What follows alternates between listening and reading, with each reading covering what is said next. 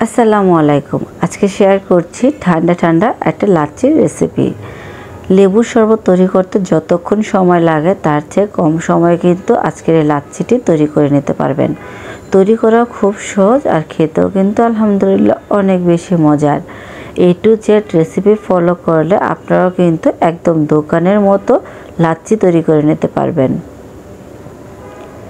আশা করছি আমার আজকের এই লাচ্ছির রেসিপিটিও আপনাদের কাছে ভালো লাগবে। রেসিপি ভালো লাগলে প্লিজ চ্যানেলটা সাবস্ক্রাইব করে পাশে থাকা বেল আইকনটা ক্লিক করে রাখবেন। ফ্রেন্ডস এবং ফ্যামিলির সাথে শেয়ার করতে ভুলবেন না। চলুন রেসিপিটি দেখে নেওয়া যাক। লাচ্ছি তৈরি করার জন্য প্রথমে আমি একটা ব্লেন্ডার জারে দিয়ে দিচ্ছি 1/2 কাপ প্লাস 1/4 কাপ পরিমাণে টক দই, আর দিয়ে দিচ্ছি 1 কাপ পরিমাণে মিষ্টি দই।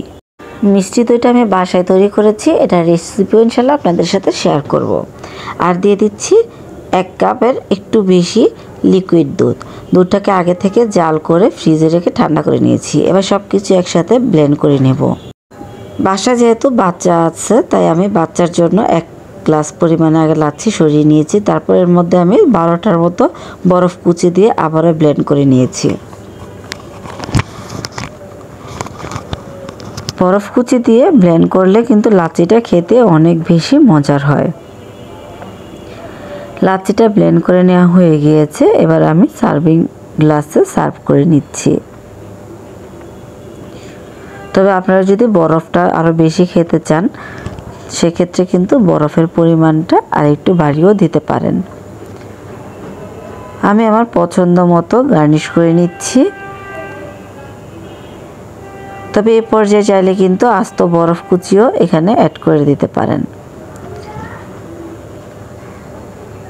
গ্লাসে ঢেলে আমি এটাকে সার্ভ করে নিচ্ছি। আমার আজকের এই লাচ্ছির রেসিপি কেমন লাগলো কমেন্ট বক্সে কমেন্ট করে জানাতে ভুলবেন না।